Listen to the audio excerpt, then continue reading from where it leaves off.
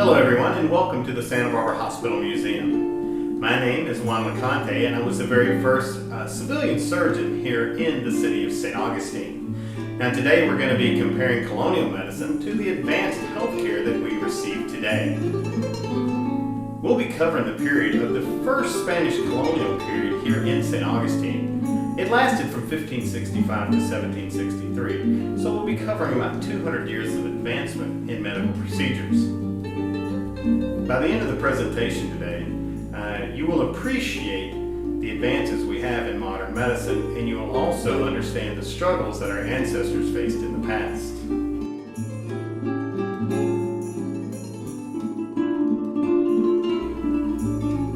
I arrived in St. Augustine in the year 1579. St. Augustine was only in its 14th year of existence at that time. We had very little population. In fact, we had a total of about 50 soldiers, and our only purpose was to be a military outpost. Our total population involved those soldiers and their families, and the tradesmen that supported the outpost and their families as well. The total population at the time was only about 300 people. Now realize, this is a tiny military outpost on the edge of a vast wilderness.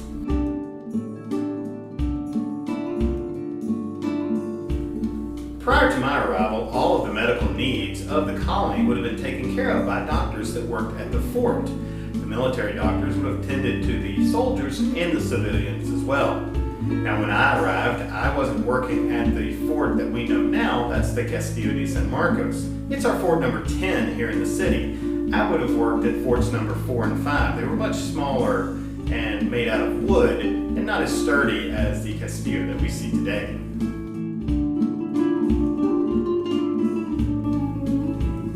Now at this time in history, St. Augustine, it was a European colony, and we would have adhered to the traditions of European medicine. At that time in European medicine, we only had 3 types of doctors.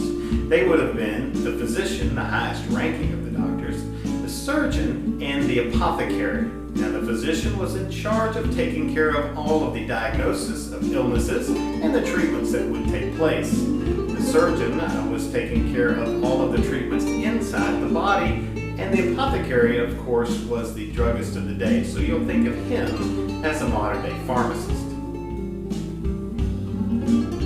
Doctors during the colonial period were doing without many of the essential tools that medical personnel can't do without today. For example, as a surgeon, we weren't using any drugs to sedate or knock out patients for surgery. Instead, they would have been awake and alert. Now, the herbal remedies that we were using to sedate patients, well, we actually knew about those from quite a long time ago. But we weren't using any of those medications due to pressures from the various religions of the period. They weren't allowed to be used because they were considered witchcraft. So doctors, for fear of their own lives, simply wouldn't use them.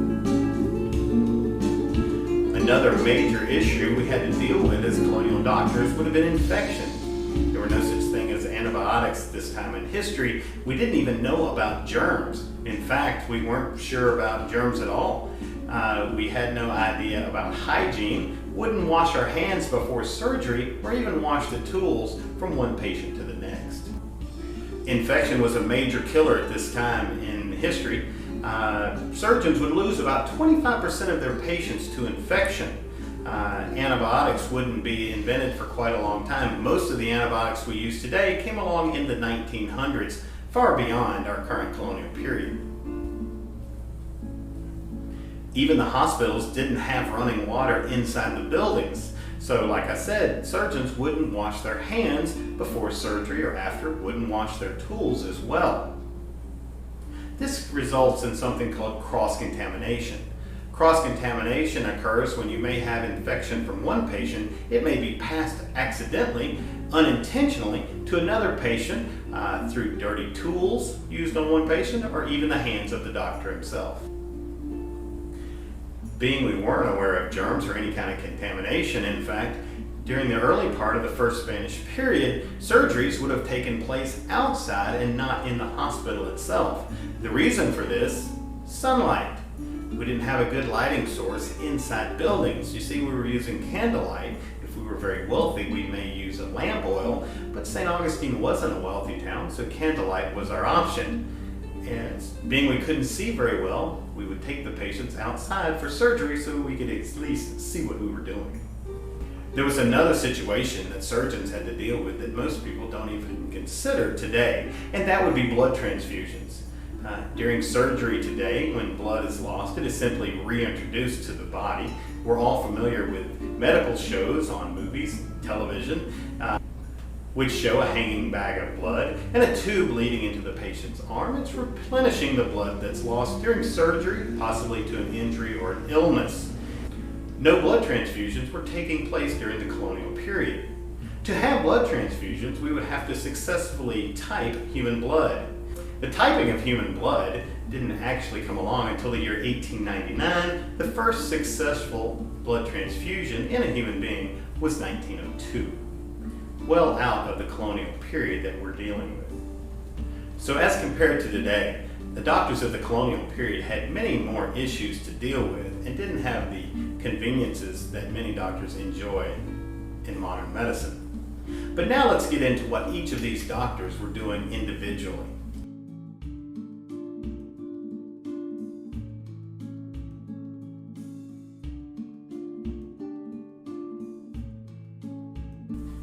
Let's start with the physician. We're currently in the recovery room, and this would have been the realm of the physician at this time. Like I said, he was the top doctor of the three types of doctors in the colonial period.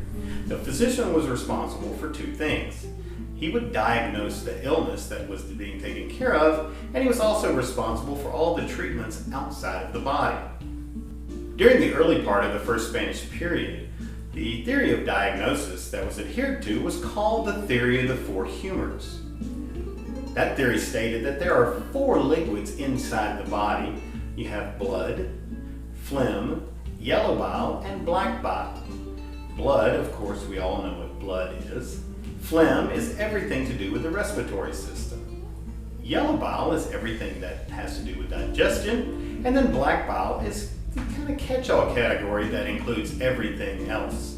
It didn't really exist, but it made the theory complete. It included such things as it made the blood thicker, it made the bones denser, and things like that. The theory stated that when these four humors, these liquids of the body, were in perfect balance, the body was healthy. Anytime they got out of balance, well, that's when the body would show illness. So to treat these illnesses, the idea was to bring the body back into balance as far as the four humors were concerned. Some of the treatments to bring these humors into balance are a bit barbaric by today's standards. The most famous of these treatments would be bloodletting. Now, bloodletting is removing a certain amount of blood from the body to treat these variations in the humors. One idea was that if somebody was running a severe fever, it was clear they had too much blood and some of that blood needed to be removed to treat the fever. Clearly today we know that is not the case, but this was a standard treatment for many ailments during the colonial period. So how was bloodletting accomplished? Well, the doctor would use something called lancing knives or a fleam. They would be used to open up a vein and allow so much as a quart of blood to be drained from the person. Now today we know this has practically no beneficial effects for the patient and can be quite dangerous. The treatment of bloodletting for the most part was abandoned finally in the 19th century. Today we have different treatments to treat things such as a high fever, much safer and more effective than bloodletting was during colonial times.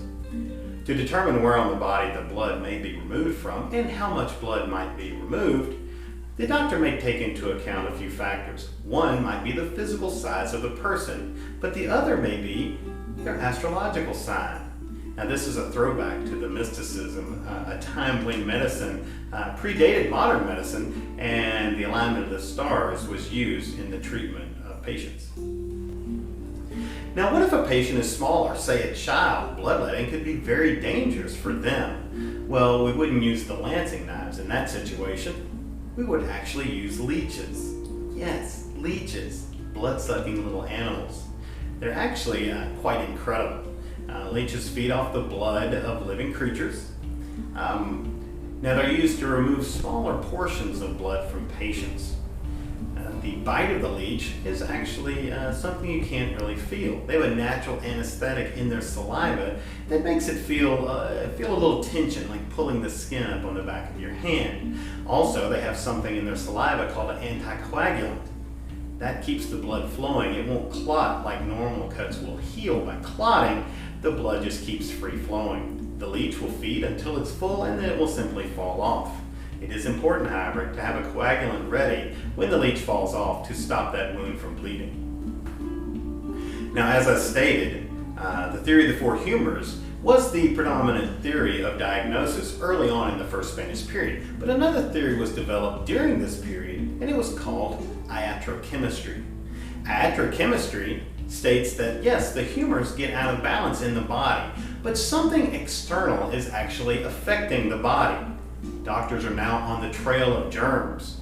They've theorized them, but we can't quite see them yet because the microscope hasn't been refined enough to actually see them. These two schools of thought competed for almost a century.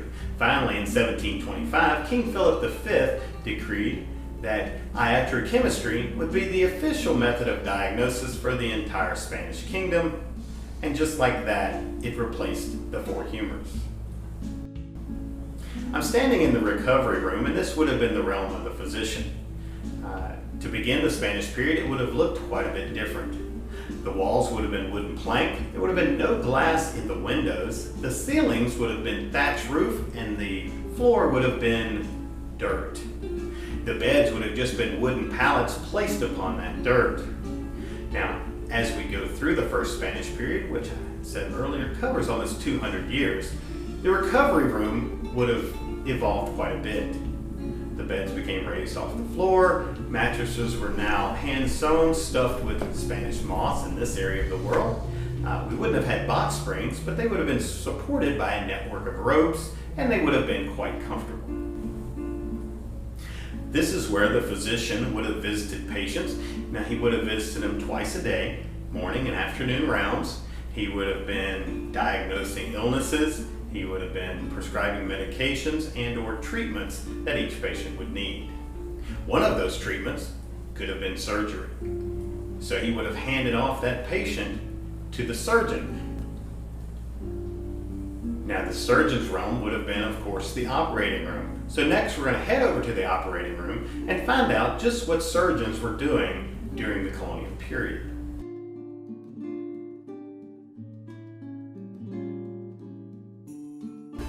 Welcome to our colonial operating room. This would have been the realm of the surgeon, the second highest ranking of all the doctors during the colonial period. They would have been in charge of all the treatments inside the body.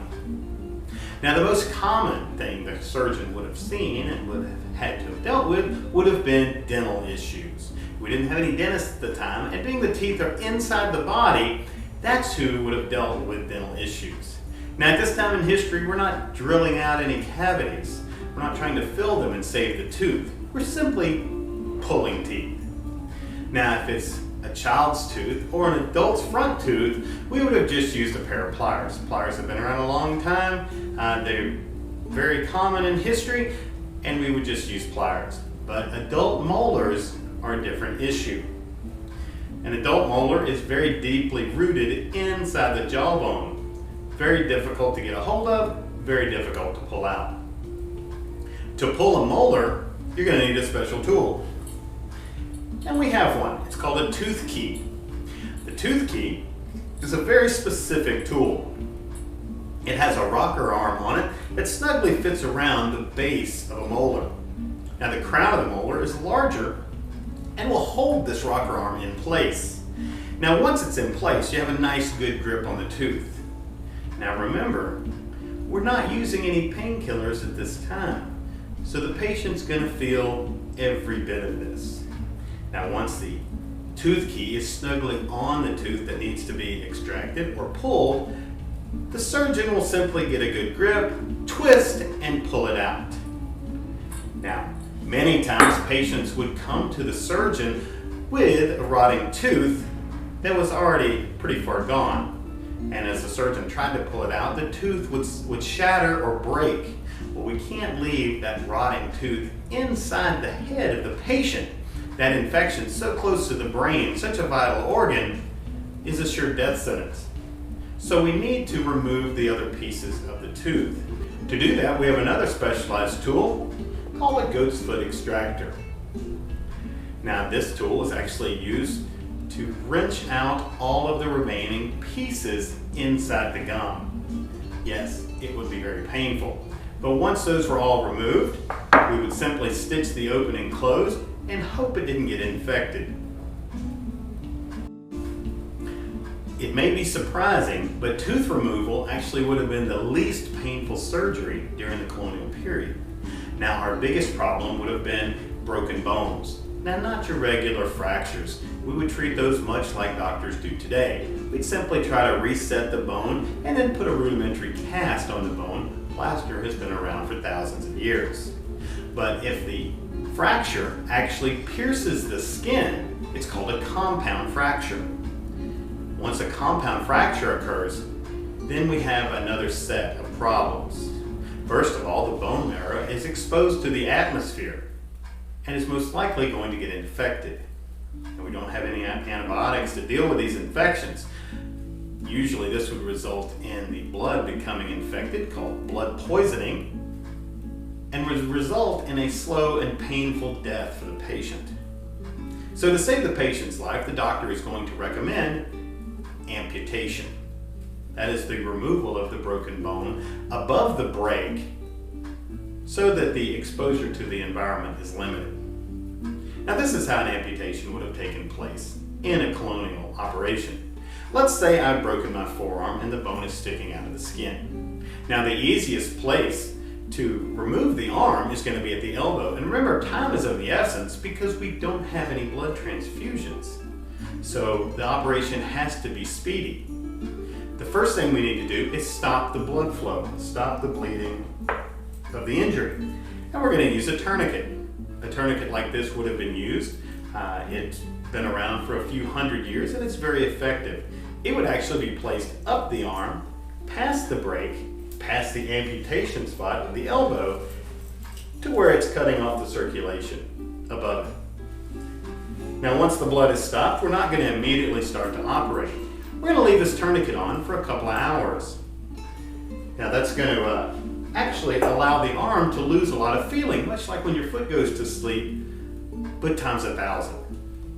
Now, it is going to be risky because it's going to be very dangerous to the flesh we're trying to save where the tourniquet's applied down to the amputation spot. We want all of this to stay healthy, and we are risking that by doing this. But the offset of the pain that is lost makes it worth our while. Now, once we start the surgery, it's going to go very quickly. The first thing we're going to go to is this. It's called an amputation knife. Now, the sharp end is inside, the outside is dull and smooth. And it's curved because all of our body parts are curved.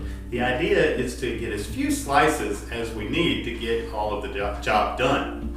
Hopefully, on the arm, it would be simply 2 slices all the way around the bone. Our original cut is actually going to be not at the amputation site, but in between the damage and the amputation site because we need to save some of the skin to create flaps to cover what's left of the arm. So in between there, we're going to make our slices. We're going to do one from the top and one from the bottom.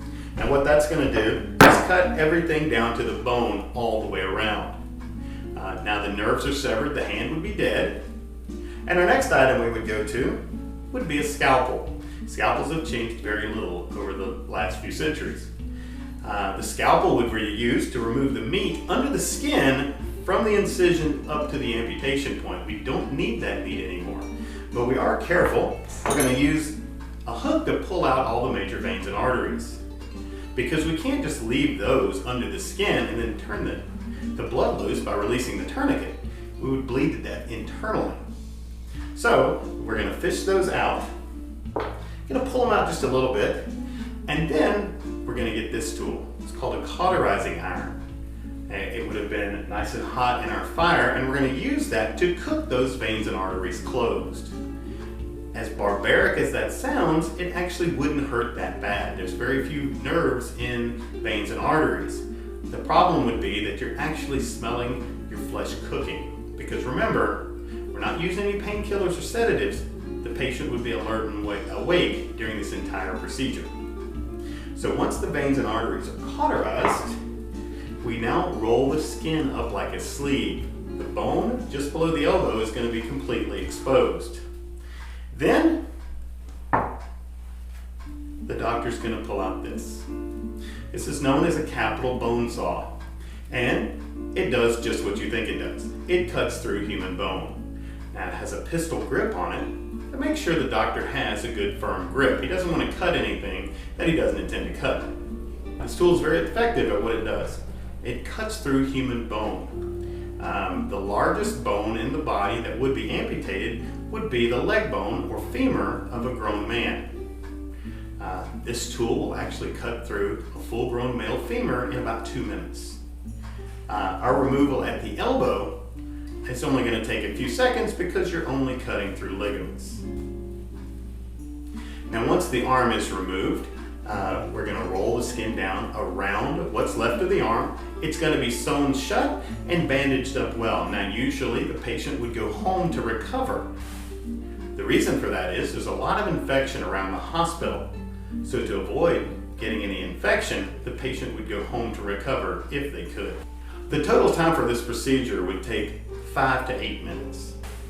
Now the treatment for recovery, minor illnesses, and other injuries would be the realm of the apothecary. So for that doctor's purposes, we're going to head over to the apothecary itself and hear what they do.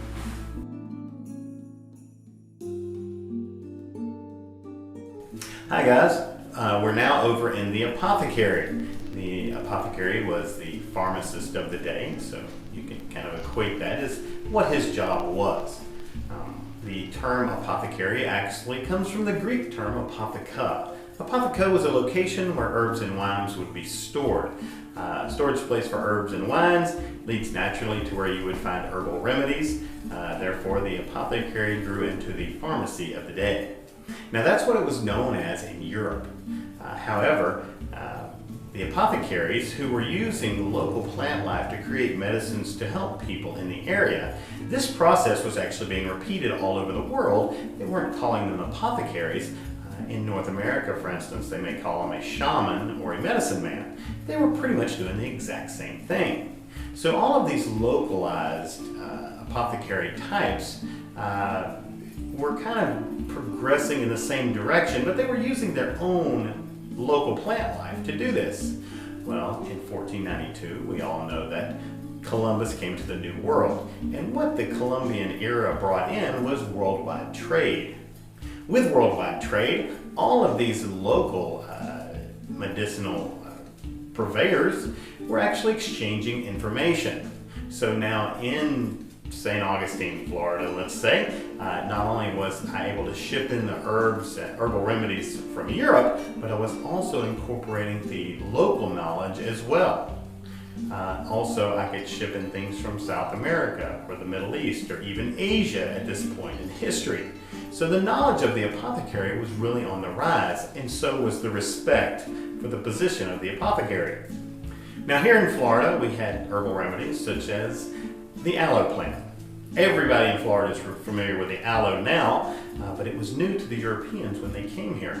It was actually the gooey substance in the leaves is a very high source of vitamin E, and it's good for the skin. It cures rashes, a very good treatment for burns or sunburns, which is really useful here in Florida with all of our sunshine.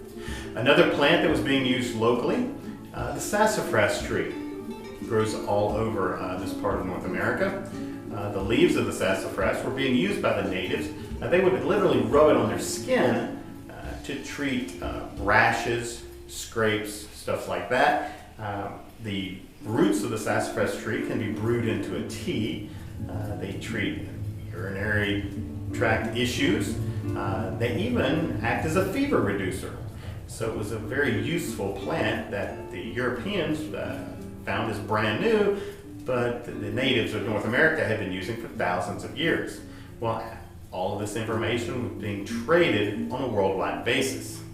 So like I said, the value of the apothecary was on the rise. No longer was it lowly thought of. It had already shed the shackles of religious control that had been occurring in Europe for centuries preceding the Columbian Exchange. So I wanted you to appreciate the apothecary because he's become more important in the daily lives of colonial citizens than, say, the surgeon or the physician. I equate it to you would go to CVS or Walgreens much more than you would go to the emergency room. So it's really integrated into the daily lives of the citizens of colonial St. Augustine. Now you may wonder, how do you find the apothecary in a town? Let's say you're new to a colonial town. Most people still didn't read or write so well, or you may be from a different country. We were Spanish St. Augustine, you might be from England or France, or native, so signage wouldn't really do you any good. So you need a symbol that's going to show you where the apothecary is located. Well, in every apothecary, right in the window up front of the building, you'd see a large glass globe full of some brilliantly colored liquid. And this lets you know this is where the apothecary is located. Like today, if you're walking down the street and you see a pole that's got a red and blue ribbon spiraling around it, you would know that was the barber shop. That's kind of the same concept. Well, thanks for visiting the apothecary here at the Santa Barbara Hospital Museum, and thanks for joining me on our journey through colonial medicine. It's been my pleasure to show you around. Now, hopefully, soon we will get back to regular field trips where school-age people get to actually go to locations and visit these places for their own. But for now, I think this is the way I'm going to have to get the information out there. So again, thanks for joining us today. If you get a chance to come to St. Augustine, please come by and visit us at the Santa Barbara Hospital Museum. You guys stay healthy and take care of yourselves.